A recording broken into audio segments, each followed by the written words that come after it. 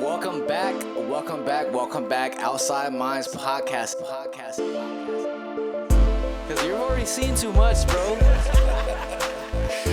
They only added it so it could be like a ritual. They're saying there's these, the end of times, right? There's all these signs. Do you think we would know? Like, do you think the general public would know if Jesus came back? Take a picture for $5. You have a purpose in life, and if you don't fulfill it, you will come back until you fulfill it. Welcome back to another episode of the Outside Minds podcast. I'm your host and creator, Stilo Free. This is the other host and creator, .420. And we got another special guest joining us. Her name is Christine DiGinto. She is the podcast host of her own podcast called In My Experience. You can find her at Hyacinth Healing on Instagram. I'm going to slide it on over to her so she can tell you a little bit about herself and where you guys can find her. Let's go. Well, hello, I'm Christine DiGinto. It's nice to be here with you guys on Outside Minds podcast. I've had an interview before with Jeremy Stilo Free on my podcast. That's to come soon. Yes. And this is the first time I'm meeting you, Todd. So thank you for having me. Yeah. I'm just a normal person. I'm a mom. I have 2 kids. Nice. Yeah. I currently have my own business. I do Akashic Records readings. I started this podcast, like I said. It's really a passion of mine, though I don't make money from it. I don't intend to make money from it.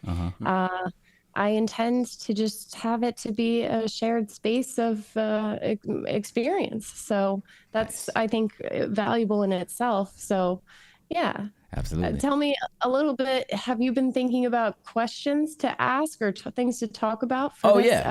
Yeah, I definitely got some notes, and this is gonna piggyback off of the podcast that we did, which should be coming soon. Okay. Like I said, you can find that podcast. I think it's called In My Experience, right? Yes. In My Experience with Christine DiGinto. Check it out. So I do want to give a shout out to Amy Belair. We're building a little podcast network here because we found out about her through shout out Sam Tripoli, Tinfoil Hat Podcast, 2 of my favorite podcast hosts. Yep. And you reached out to me because you heard me on her podcast. I was on your podcast. Now you're on ours. So it's lovely to talk to you. You did say you're an Akashic channel. You're an intuitive. Can you tell us a little bit about that and a little bit about the stuff you do with that kind of work?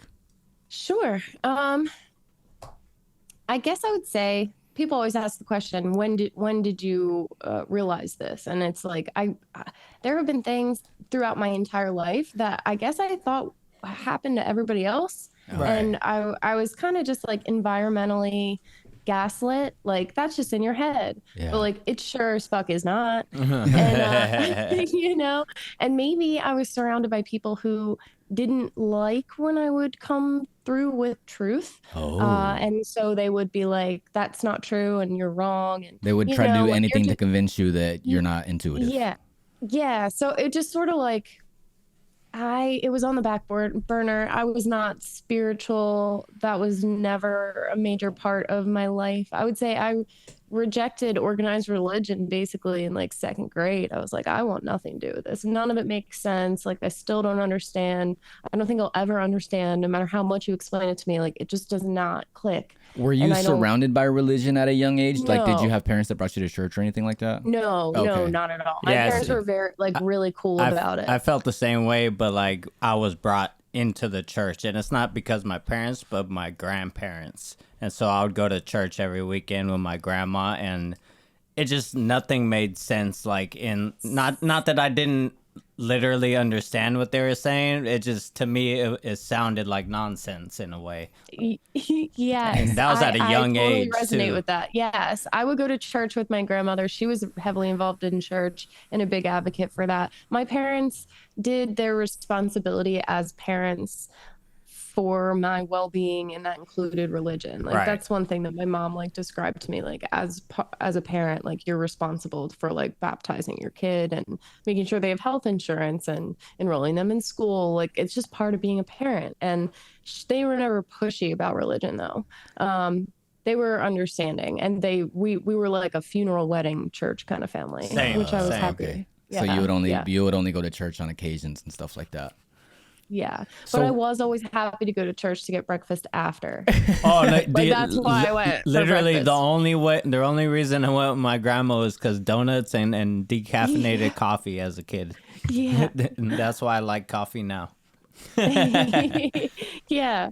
Oh, that's funny. But how I got into it. Oh, geez. I had a rapid spiritual awakening in 2021. It involved, in retrospect, I think it's the convergence of karmic ties, like with a twin flame, spiritual contract between myself and that person, and then also myself and my ex-husband now, but currently husband, and then also my children, and things just like kind of expanded in a way where I had an experience where I was, how do I put it? It wasn't intentional, and I don't believe it was spontaneous. I do think it was encouraged and coerced. I think it was staged. I think it was planned, unbeknownst to me, but it was sort of like a psychic attack, and my consciousness went into an alternate timeline. Whoa. Were you scared? Or I was confused. more confused? Yeah. Yeah, I was confused. So especially because when the timeline that I jumped into, I was standing at the business that my husband and I worked in together. And I don't want to name names, but I guess I'll just name names because it's true. So in the vision, I saw my ex-father-in-law standing in front of one of the garage door bays of the shop because it was a landscaping business. And in that moment, I felt like so angry, and what my body, or the body that I was in, because I don't even know what, I'm assuming it was my body in a different timeline. I was like punching or about to shoot or do something. I could see in my peripheral something with my hand. I was coming. So I was confused about like what was happening in that moment. Like, why am I doing this? And what is that ultimately going to do? So because my energy currently went to that time, my reaction changed. And like, I went into my heart like exploded. And then I dropped back down into my body in this timeline. And I was with my twin flame. He was sitting on the couch. He was very nonchalant. He was not concerned, which is what leads me to believe he was intentionally doing this. Now, I also want to preface this by it was not him. It was beings that were attached to him. It was entities that were using him as a vessel. But this was also karmically contracted. So anyway, let me back up. Whoa. So when I come back into my Wild. body, I had this like super intense pain in my stomach. So I was doubled over on the floor, like face down, holding my stomach, like not knowing what was happening. And he's laughing on the couch. And I'm trying to figure out like what just happened and like, why are you doing this to me? I also, when I came back into my body, I looked up and I saw a gigantic screen floating above me. Whoa. And it led me to ask questions like, is this like the Truman Show? Like, what the fuck is this? Like, are you a demon or an alien or both? Like, what is this? You know what I mean? It was really wild. And I still don't fully know. I'm not going to pretend like I know. Okay, I got a few questions. Yeah. So, to my understanding, when I hear you tell this story, because you told it on our episode as well, and this is one of the big reasons why I wanted to bring you on, because I love the story. But you were in a different timeline, and then when you timeline switch, you were not only in a different timeline, but a different location with a different person as your partner. Yeah, there was no like partner involved. It was it was my ex-father-in-law standing in front of the garage door, and I was gonna come at him violently in some capacity because I could just see my that like this happening, and then I was like, what's this for? You know, like, because it was almost like if you jumped into somebody else's body and you're trying to figure out like what they were just doing and why. You know what I mean? So it caused like a slight moment where it just didn't follow the through. conscious thought. Yeah, like I paused. And instead of taking that action, I thought, like, what is that going to do?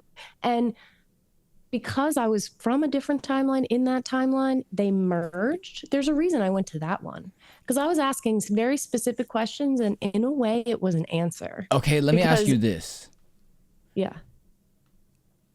The timeline you were in when you were seeing your ex-father-in-law, was that your past before, and then now in your new timeline you have a different past, or are you saying that you jumped into an alternate reality real quick and you were alternate reality? Alternate reality. Okay, it so wasn't future or past. It was an alternate. Okay, yeah. So what were you doing before this? Were you hanging out with your partner on the couch, and then you had this vision, and that's what I'm trying to find out the timeline of it. Yeah, it's tricky. Okay.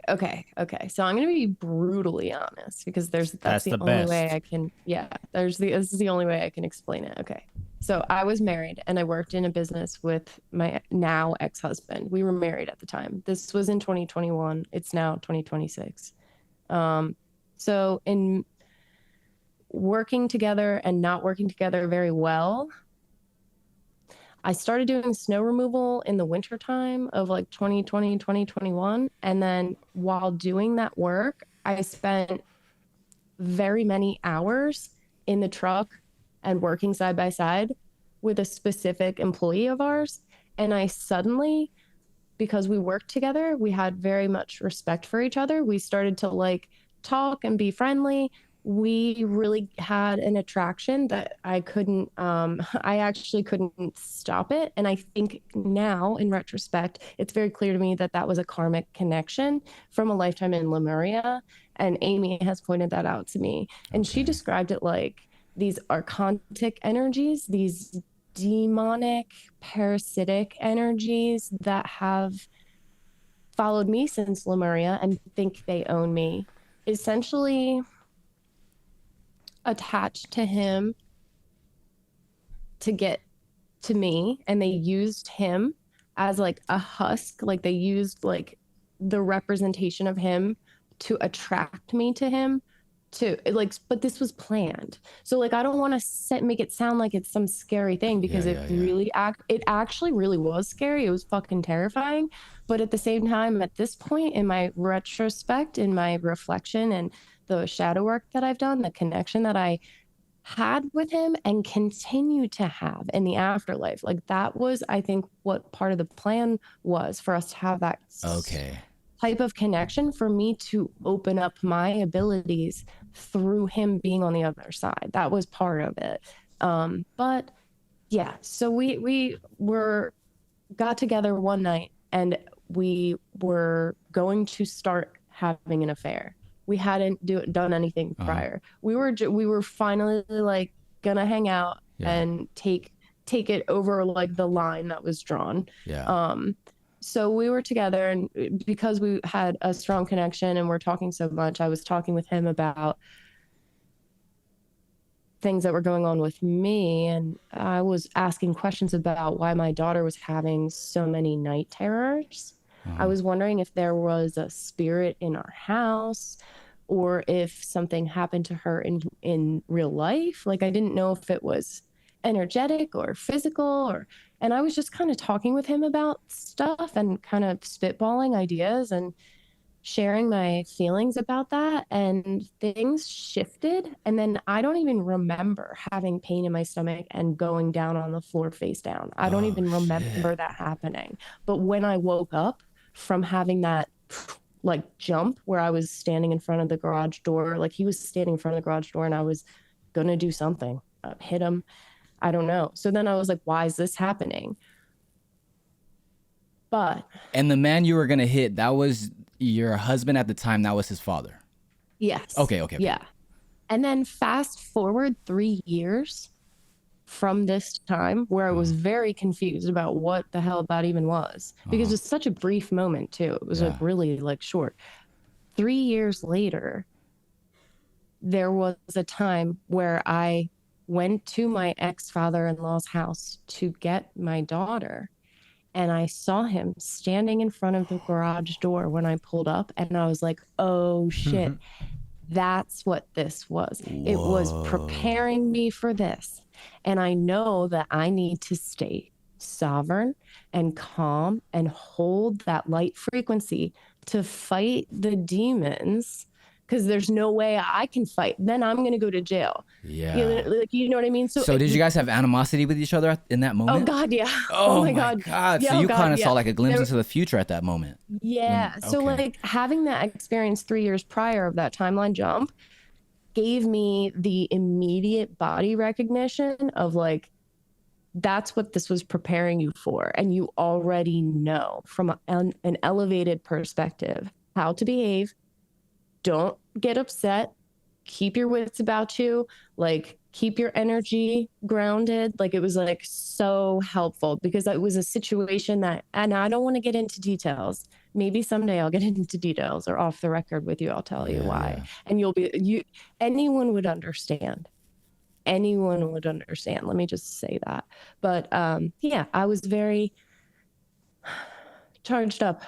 And it helped to remind me to stay calm, and it really helped me to navigate a potentially catastrophic situation. So wow. So it's almost like you had a psychic flash forward in the moment that was going to be a very important moment in your future. And because you had that flash forward 3 years earlier, it gave you time to like spiritually prepare yourself and mentally prepare yourself for the moment that was to come. Am I correct in that?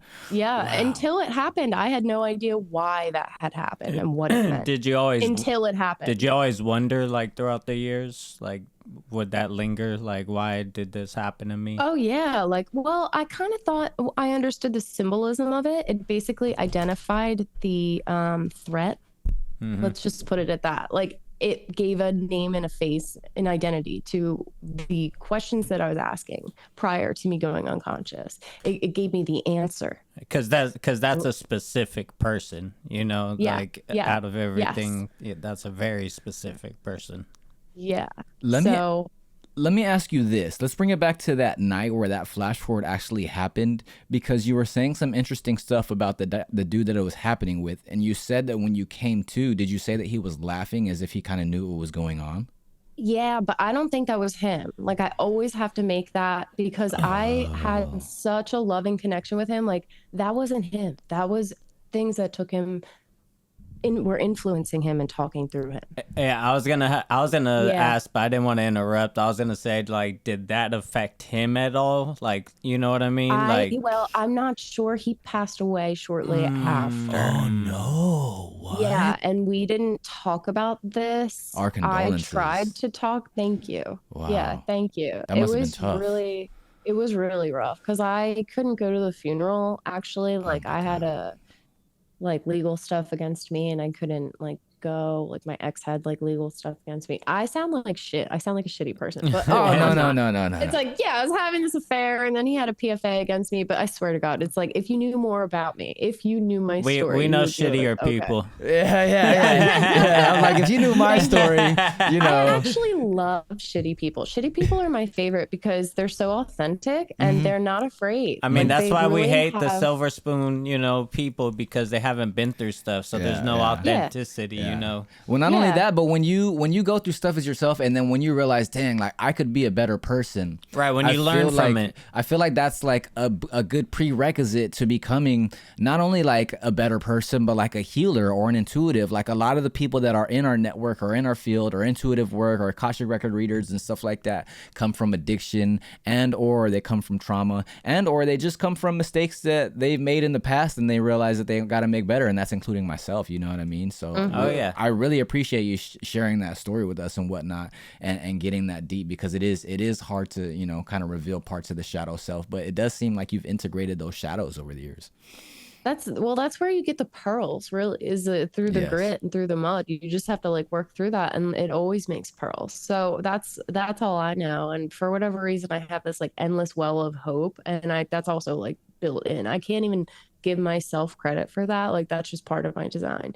So that's really what got me through it always, is anytime I had a jarring experience like I did, I would question the nature of reality. And what a wonderful opportunity to question. And then because I'm a channel, I was receiving downloads. It was a perfect space and time. Like I had access to this townhouse that was owned by my aunt, and she hadn't lived there for like 4 years. So Okay. it was vacant. Like, and I stayed on the first floor on the couch for like months, and then I finally went upstairs. There was like a balcony upstairs, and I sat out on the balcony. I would sleep out there. It was summertime, and I would read books, and I didn't have to work after running a landscaping company and getting up at like 5:30 and working till like 8 at night and like running a business. It was a lot, and taking care of my kids and the household and everything. And then I went from like being super super busy, totally not in the mind space of like focusing on myself at all or Right. my soul. And Yeah. then from like 100 to 0, no activity. The only thing I have to do is be aware of what's around me. And I was becoming more and more aware of the different levels and layers of energy. You're like, this is life. Yes. Right. Yes. It was really beautiful. I had a lot of very meaningful interactions with nature, like birds and bugs and just being out in nature. The wind. Right. I taught my daughter that she can call the wind in whenever she wants, and she knows that. Whoa. And she does. I'm like, "Oh, are you And I feel like the hot?" kids are stronger at Well, doing they- that they stuff are. because they Oh, haven't yeah. been told their whole life like that's not real. That's not real. The only thing that's real is things that you can physically measure and prove. You Their know? mind hasn't been Yeah. suppressed as much. They haven't Yeah. had that much time. Yeah. Yeah. So one day, well, I do landscaping still, even though I have left that business and I have no dump trucks or skid steers or anything like that anymore. I just use my hands. I put all my tools in the back of my Audi and I arrive and I get things done. Yeah. So that's all you need. You must have But some my sort of passion in it. Oh yes. Well, it was so important for me, especially after this experience, how difficult it was for me to interact with people. I really couldn't trust them because I kept feeling Right. like people were infiltrated. And I probably wasn't wrong because I also realized through this that I'm a shaman. So I Yeah. just have the ability to see that. And it's not easy to hold that because it's also not uncommon for people to have entity attachments and different Yeah. personalities and levels of their psyche and their ego and different things like there are different entities even within us. There's naturally. something about, and it happens to spiritual people who are spiritually attuned as well, because you mentioned it yourself, but there's something about people who aren't as spiritually tuned that have a little bit more susceptibility to having energies attached to them. You know what I mean? Oh, 100%. Yeah. Because you're not aware of their influence. Yeah. But I think what I was thinking about in the shower was the clairsentience being, for me personally, it's a very strong way that I receive information. But again, I, like many others, have been programmed to ignore the sensations of my body. Yeah. Oh, you have to pee? Hold it. You still have work to do. Like, you know what I mean? So you just ignore, you kind of disconnect from your body, especially like when you feel uncomfortable. And a lot of times, like when I'm out in public, I started to notice what my autopilot does. Like I was watching myself from above and I was like in the grocery store and I was kind of feeling like I don't really want to mingle. I don't want to interact like energetically. And I noticed automatically the first thing that happened was my peripheral shut down. But my peripheral is not the only, but one of the primary ways that I see, I'm like blanking. Clairsentience? Clairvoyance. No, where you see. Yeah, clairvoyance. I don't see things straight on. I see it in my peripheral, maybe like a shadow, or it could be like energy just swirling. I also see energy swirling and flashing lights, like different color lights, sometimes like royal blue. Wow.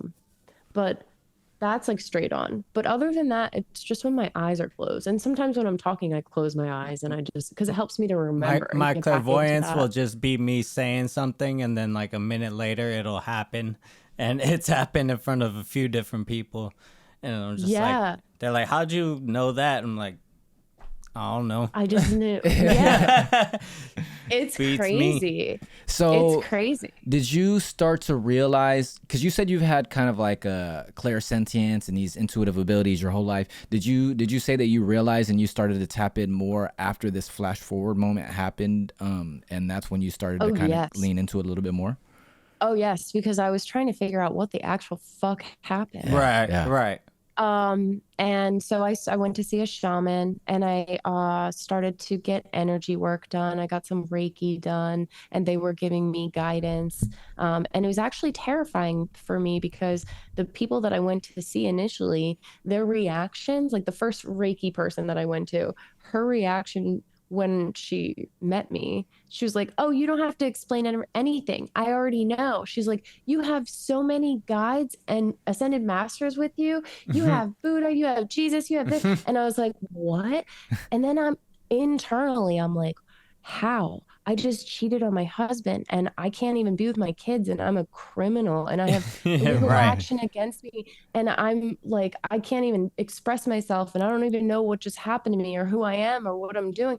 Like, what are you talking about? I can't be like This perfect person with all these yeah, gods attached, yeah." And I'm like, it made me feel like, can I believe this? But I also could at the same time because I could see them, I could feel them. But Wow. like only when people gave language to it. Because again, I was not spiritual. I was not versed spiritually. Like I always appreciated Greek mythology, but other than Same. that, like Yes. I'm not, Right. yeah, like I'm not into religion and I don't study other countries' religions because I'm in America and I was made to work. Right. I worked really hard and I was really focused on my family and work, and that's all I did.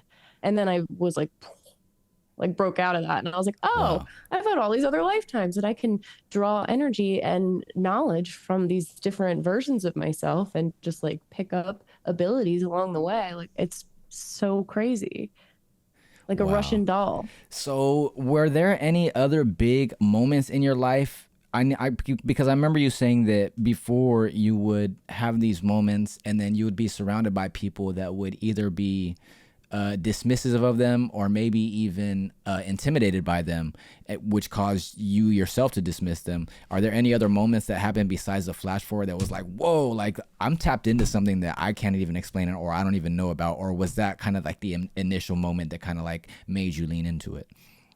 Well, when we first moved into my old house in 2014, there was definitely energy there.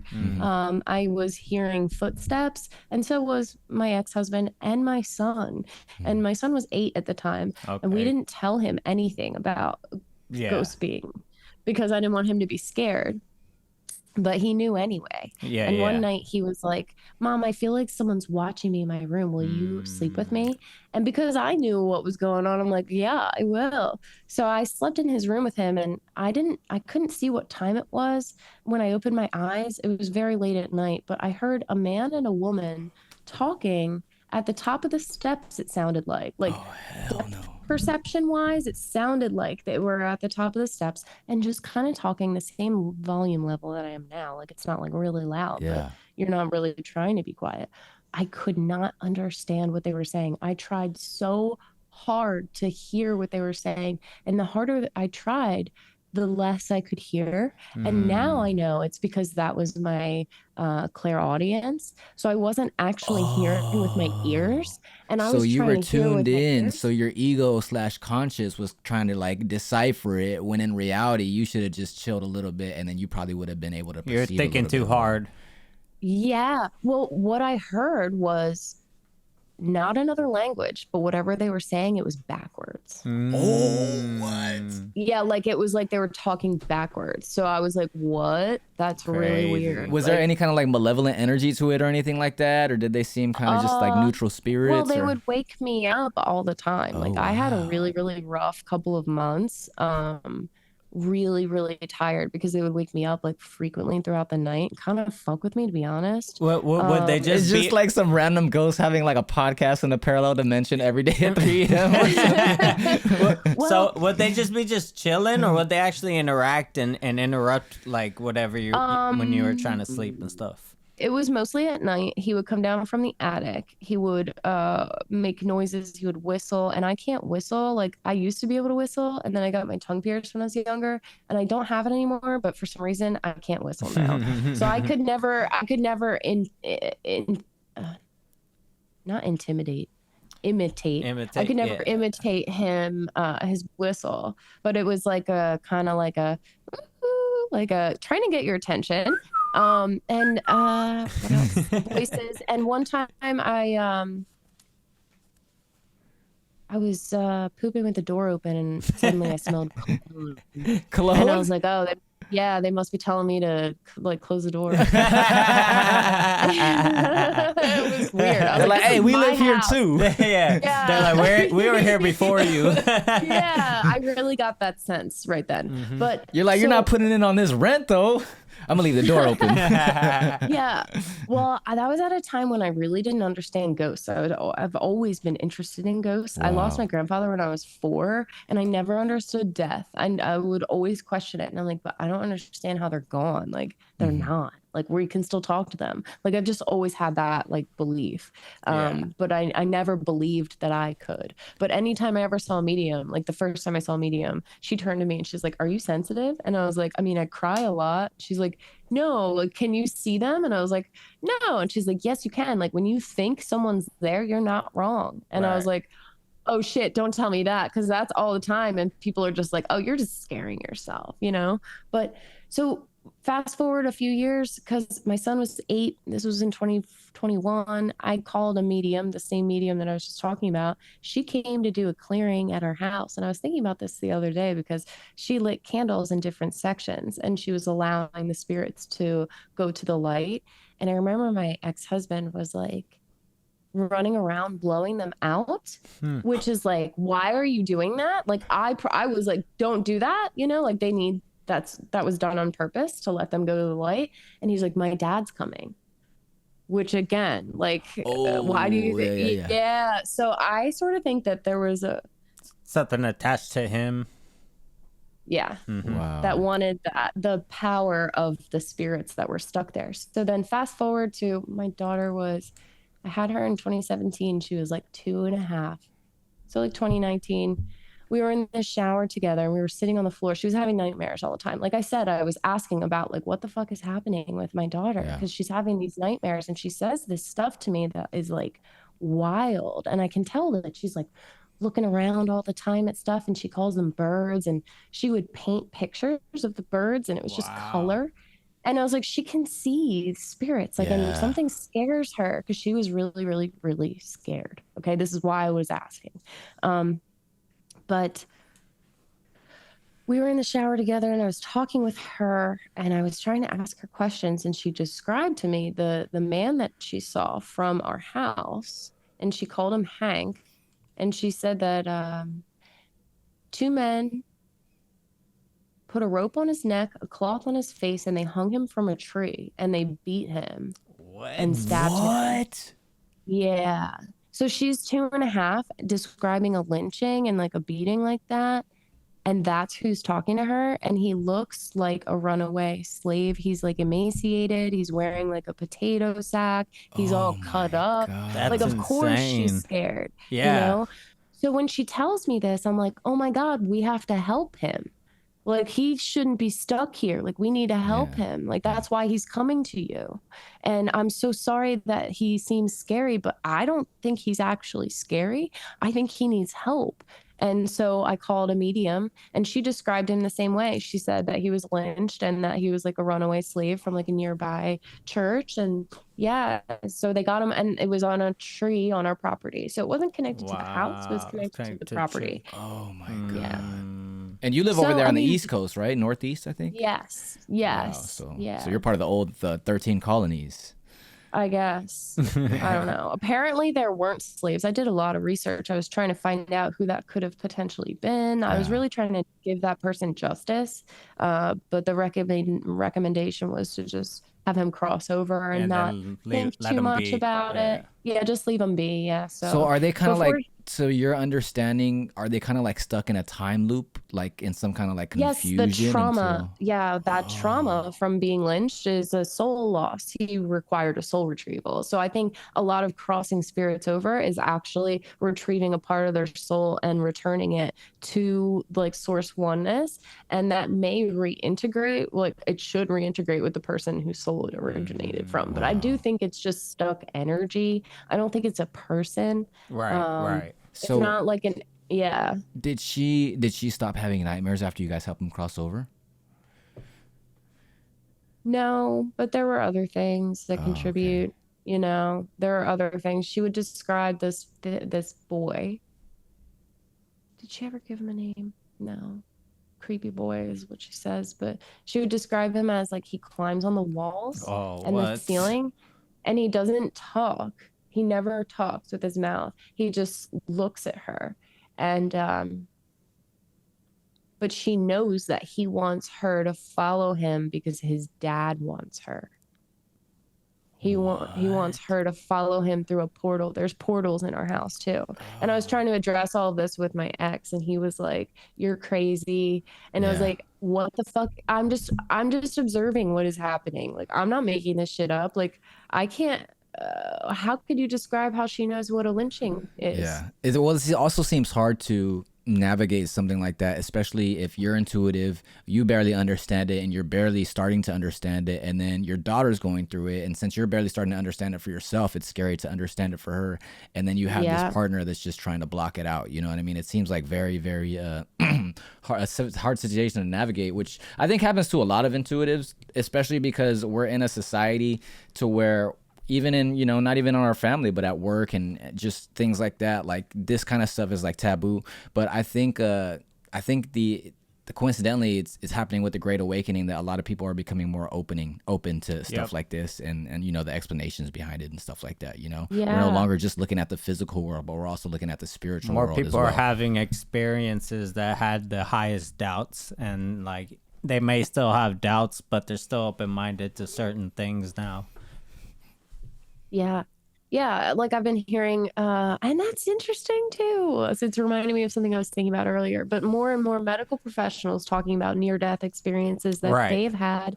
And earlier today, I was thinking about, because I used to lose consciousness randomly from like 21 to 23. And I think it's associated with like consciousness projects, let's just say. But I was wondering, I was thinking and considering as losing consciousness is damn near a near death experience. It's just like a mini one. Yeah, absolutely. Like you know, like it's like we kind of treat it like, oh, you just passed out and then you came back. It's like, but where'd you go? Yeah, Like, yeah. Well, where were you? I've done Not your body. DMT, you know, 2 handfuls of times, and they say it's conscious in a coma because that's kind of what happens when you die. Supposedly that's what's released in your brain. So Yeah. It's basically dying without dying. It's dying. You're experiencing death without dying. So I've done that numerous times, and it definitely changes your outlook on the world and makes you know that it's a little more magical and spiritual than people think. Yeah, go ahead. I have a DMT pen, but I don't use it because I'm usually by myself and I'm usually responsible for my kids. So like I don't. Yeah. Shoot. I've never tried the pen, but I just freebase straight up DMT crystalline. That would be an experience. I just have the pen. Yeah, It's not the same. It's not the same. to I've break. never blasted it off. To break through on the pen, it's very, very tough. But with this, you take a nice fat dab of that, and you literally pass out. Maybe someday I'll do that, but I would have to not be anywhere near my kids. Yeah, you know? definitely. Have you ever done mushrooms or anything like that? Oh, absolutely, positively. Oh.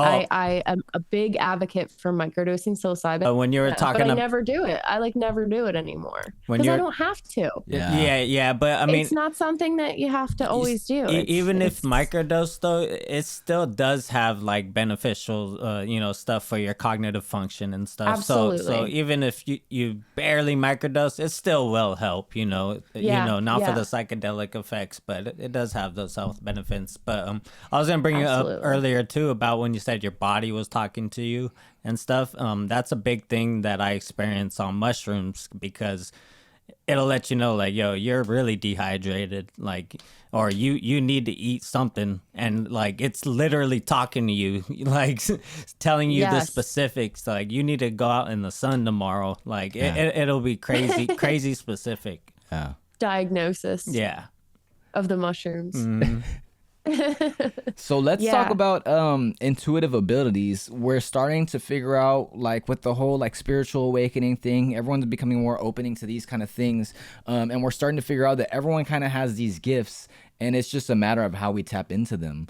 If Mm-hmm. someone were to come to you and ask you if they can have some advice on how to tap in easier, or not easier, but like have the ability a little bit more, what kind of advice would you give them? Oh, geez. Yeah. I mean,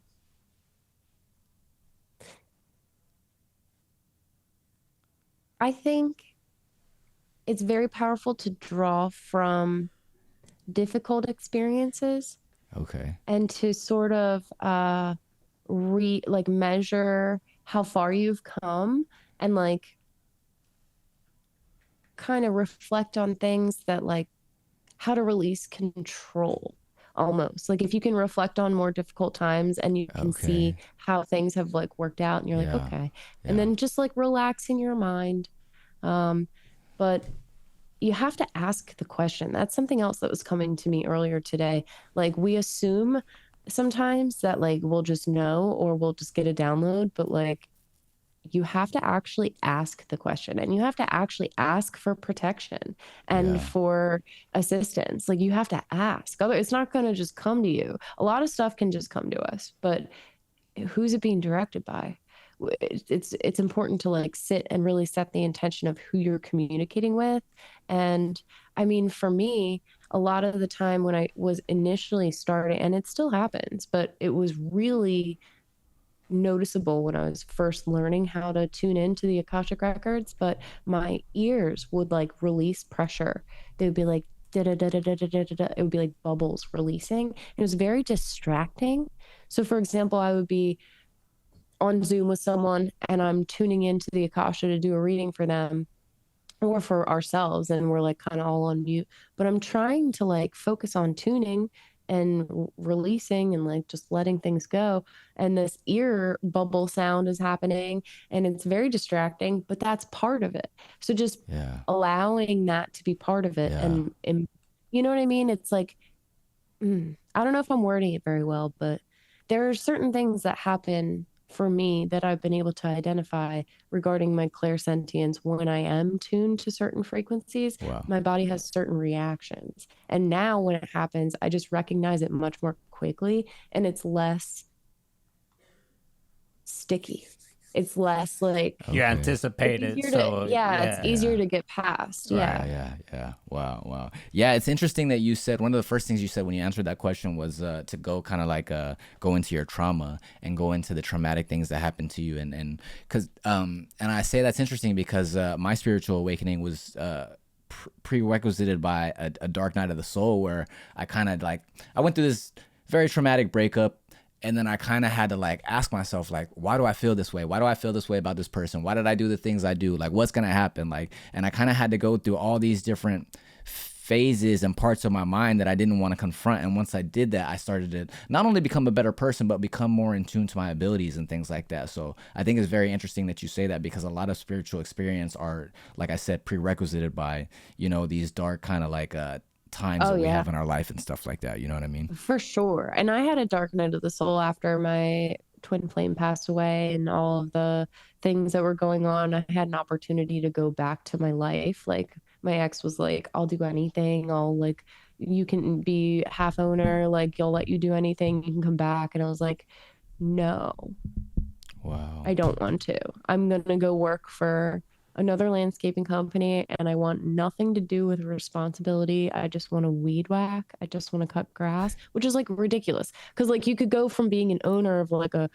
you know, couple $1 million company and it's like, no, I just want to be on a grass crew and weed whack Yeah, because yeah. I was sad as fuck. I just Wow. wanted to work enough that I was tired enough to actually sleep because I had so many things in my mind and like endless questions that like I was not getting satisfactory answers to. Wow. And yeah, just very lots of stuff that what's it called? Not gnosis that comes from Dark Night of the Soul. I always say you have to be in the dark to see the light, you know. So it's kind of part of it to go through something to get a greater experience at the end. Yeah.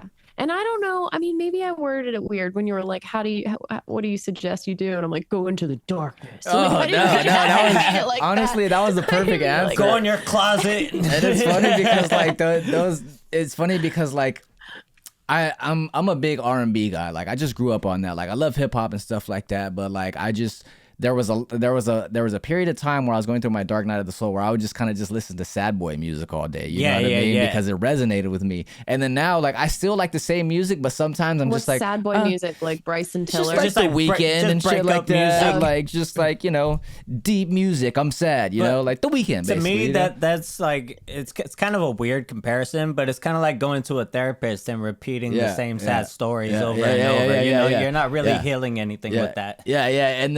And then after a while, it's like I still kind of like those songs, but on a more shallow level now. Like I'm not as attached to them emotionally, so sometimes I'll just skip them. Whereas before, I listened to them like 10 times in a row. You know what I mean? You listen to it as something you've learned from, kind of. Yeah, absolutely. Yes.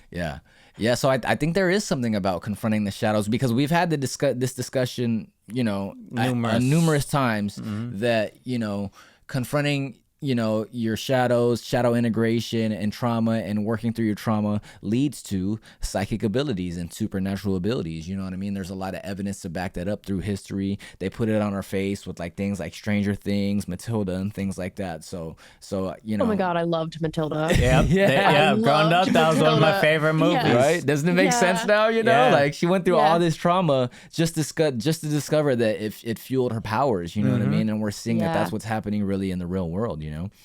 Yeah, very true. Very true. Have you ever seen online the people who practice calling in the wind and practice? Yeah, but some of them I laugh at. Like there's some where I could be like, okay, yeah, that could be a thing. But there's some I think are just heavily autistic. Hey, but superpower autistic though, you know, 'cause, you know that's. Sorry, I was drinking my tea, but what do you mean? I feel like autism is a superpower. No. I do too. Sometimes we joke about that. Like I think we got a little bit of the tism.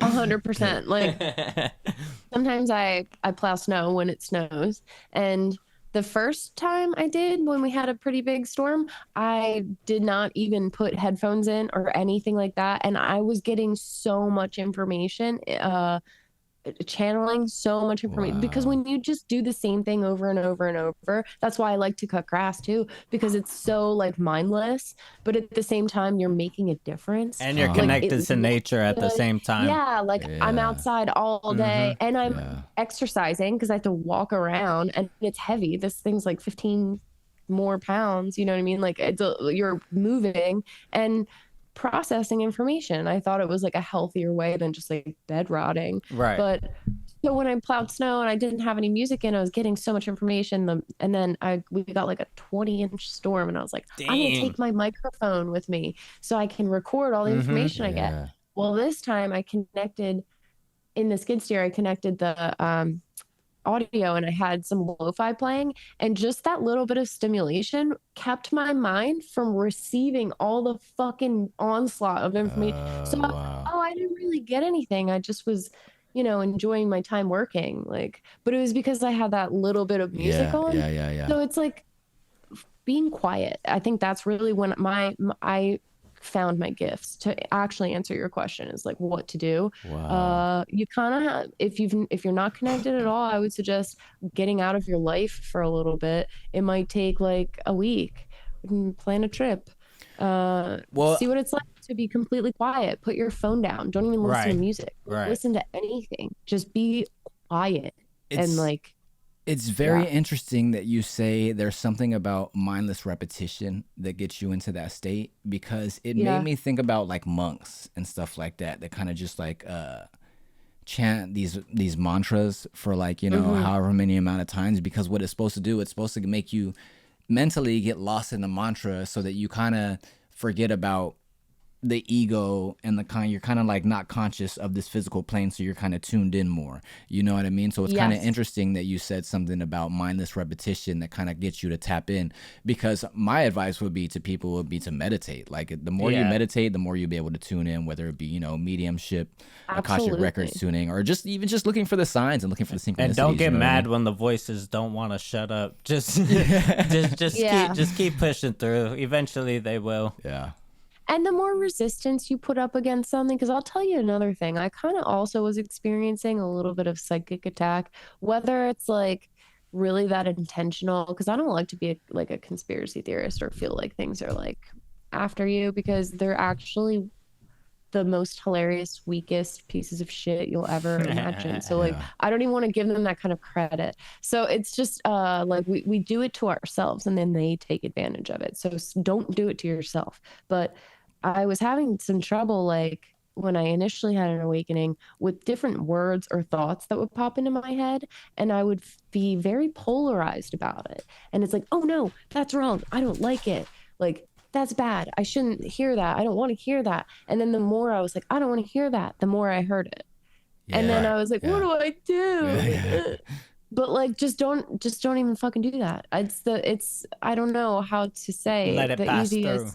Yeah. Just let it go. Yeah. When I do mindless meditation, and let's say I have like a song stuck in my head or something like that, I'll let that song play and I'll go through the whole song. I'll try to like do the intro, I'll try to like listen to the drums and like listen to every part of the song that's in my mind, because at that moment, if I'm concentrating on the song, it's just gonna pass. You know what I mean? Then it'll get to a point where I'm just like, okay, now it's not even in my mind anymore. But like you said, the more you resist it, the more that it's gonna come through. But I was gonna ask you, because you know, you said not to get conspiratorial, but you're on a conspiracy podcast. So I did want to ask you if you were in the GATE program as a kid, because a lot of intuitives were. Oh my God. I was pulled down to the basement for a lot of special things. I have Wow. no idea. I have no idea, bro. And a lot of people I don't do remember. Yeah. I remember like headphone tests Yes, and different yes. things like that. I was always in the special math programs. Yeah. But like, I don't even know what that means. I remember one time, and this could have been innocent, but I remember my teacher was a student teacher and she was working on getting another part of her degree, and she was going to Penn State, and she asked my parents if I could like go to her campus on like locally and do like after, it was like in the evening, and I don't know why. Yeah, but she just gave me some more math to do. I was like, why did you say yes to this? I was so mad. I was like, what? I do enough math. Like, why are you doing this to me? I don't like it. Obviously, I'm not good at it. But like, I have a thing with math. Like, I would block numbers out, but I know that I've also had like a concurrent secret space operative. I don't know, what do you call that? Super soldier, code keeper, like assassin thing, and also like past life as being like a spy during what? wartime, and, like having to keep codes. So like Crazy. when I heard that from other people in readings, I'm like, oh, that makes sense why I cannot picture math in my head. Now, I also worked in private investments for over 5 years, and I managed millions of dollars in people's like estate planning and investments and stuff. So it's not like money math, but it's just like I can't do numbers in my head. It disappears. I can't see it. I can't carry things through.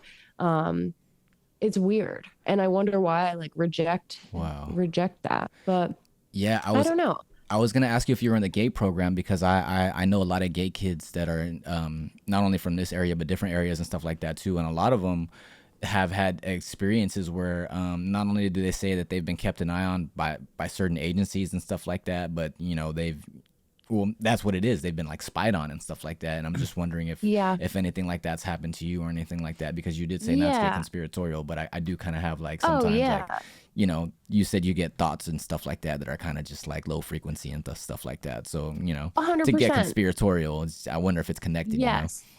Well, basically, like part of the other experience that I had when I jumped timelines, and it was that timeline and then back, and then it was sort of that like, what the hell is this? I also went unconscious 2 more times, and I received basically disclosure, and I saw a lot of stuff that I still don't understand. To be frank, I blocked some of it out because it's just too much. So I am working to unravel that, but I can't speak on it because it was just too much. But essentially, I understood like the archontic, parasitic, false matrix, how they harvest energy from us, and how it's all like the child sexual abuse and satanic ritual abuse and things like that, and basically like how the world works. And it's really weird because I kept seeing this vision of like, how can you make it better? And I was like, oh, I think I need to visualize like what my idea is so they can read my mind,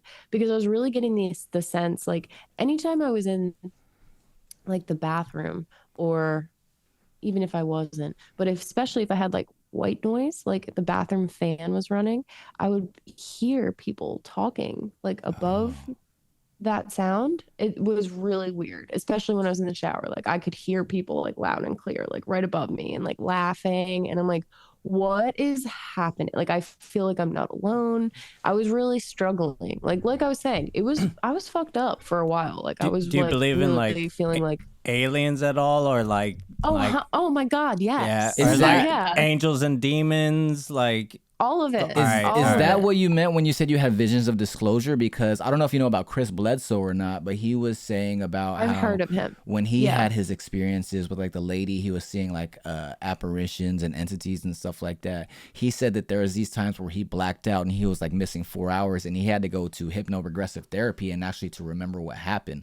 And it kind of sounds like that could be what happened to you if you kind of had this disclosure Men in vision, Black and you could have had like erased you. it could have they could be repressive memories of trauma that you kind of just don't even want to remember as 100%. well. Oh, You know what I mean? Oh yeah. Well, so after I had these multiple levels of disclosure, I believe it was at least 2, but I remember what I saw, and I described this in Amy's podcast, but it was almost like a flip book of like fast little movies of all these different lifetimes, and not just like what has been done to me, but what I have done. Yeah. But it's also because of my power has been inverted by the darkness. Like it's essentially like archons coming in Lemuria and inverting the priestess power for their own, and then now here we are today. And it was like all these different like lifetimes that it's been manipulated by darkness, and the power that I actually hold. But like I think it was kind of trying to scare me. It was either organic and divine, this kind of disclosure, or it was like they were trying to just scare me. But either way, I zoomed out and saw all of it and was like, oh wow, I've been through a lot. I got this. Like I don't really have, like, you guys need me. Like it's basically like I saw like how powerful I was throughout that, Right. even though I felt powerless in each one of them. When I was able to zoom out, I was like, oh shit, they can't do any of this without my power. And all I have to do is be conscious of that and not allow it. And so then they got scared. But when I like stood straight up off of the floor, and what I said was, I guess if this is what it is, but nothing weird with kids. So that's not a good example of what I meant. What I meant was, I guess if this is actually like what I just saw, if that's what it is, okay. But like there was another layer, another level of something having to do specifically with kids. Like, why would I say nothing weird with kids? But I think it was also disclosure of all of this satanic ritual abuse, and it's not actually even satanic ritual abuse. It is and it isn't. It's multiple different factions for different intentions, I guess. It's all. Yeah. Well, I mean, I kind of invited you on. I'm glad we got to this point in the conversation, because I wanted to bring you on because I try to pepper our podcast like conspiracy, spiritual, psychedelic, and kind of try to give them a mix. But lately, I just feel like the Epstein thing has just been way too important to not cover. So we've been talking about him for the last ties into 3 all episodes. we did like stuff. It really is. It's one of the big loops and connectors into a lot of. And he's connected to so many things, not just RSA and the dark PDF stuff, but he's also connected to like 9/11. He's connected to cryptocurrency. Like, most of the major events that have happened in the last 25 years, he's been connected to. Stilo has a 6-degree separation of him. You know, 6 degree separation of Kevin Bacon. You know someone that knows That is someone that really knows funny. someone that knows Epstein. Hey, well, we know Sam who knows Joe Rogan, who knows Trump, who That's knows what I'm Epstein. saying. Dude, literally. Yeah. I live locally next to, not next to, but near Kevin Bacon's brother's house. Oh, wow. So I'm just saying, and he and his family were involved in my daughter's like school because it's like a local school. So you're like 2 degree separation. Kevin Bacon's brother sang the theme song for the school that my daughter went to. Sick. Preschool. Yeah. Maybe that's why you got reptilians hilarious. attached to you. Right? They're all around you. You're surrounded by reptilians. Are they reptilians? Are the Bacon brothers reptilians? They have to be. I think they all are. Yeah. Yeah, that's a good point. Oh my gosh. So it's interesting because, again, even though it's been some time, I've also gone through a lot personally, and I've never been one to do a lot of research because I don't like my mind space to be this way. Yeah. Enough comes to me on its own. Thanks. Yeah. I don't love diving into things, but there is importance in that. But tell me a little bit about what you think that could have been tied to with that screen floating above me and it was multiple different people talking through him. Do you think that was aliens or demons or both? Maybe they're working together. I think aliens are demons. Yeah. Yeah. But I also think they are angels too. I just think they're another entity. But there's just different words because some people aren't religious, so they're not going to call them angels or demons. And some people are religious, so they will call them angels or demons. Some people believe in aliens, so they're going to call them aliens. But I think they're all one, and I don't think they come from outer space. I think they come from inner space and in our mind. Yeah. Yeah. That's deep. Yeah, I agree. I couldn't tell what it was. Initially, I thought it was demons. I thought I was getting punished for sinning. Wow. Right? Because I was trying to have an affair. And I was like, is this what happens when you're a sinner? I thought I guess I wasn't a sinner before. Everyone's a sinner. Yeah, right. Well, I don't think anyone really is, but by the Bible, everyone is. Yes. Yeah. That's one of the reasons why I never vibed with it. Right. I was like, no, I'm fine. A little outdated stuff. Well, thank you so much for coming on. Before we sign off, I do want to ask you, as an intuitive, as a light worker, as someone who is obviously here to spread light and help heal, with all the dark stuff going on, especially with the war in the Middle East, we got the weird Epstein case and the stuff coming out about our own politicians and government. How do we move forward? How do we maintain a positive vibration? How do we stay informed while also staying protected? What kind of advice would you give to the people? Oh, always the answer for me is coming back into my heart and considering reframing the visualizations that we're getting. Consider what you're consuming, and meaning also what you're looking at, what you're listening to. Be aware of that, because I think that we are being targeted right now to be fractured and to just be overstimulated and overwhelmed.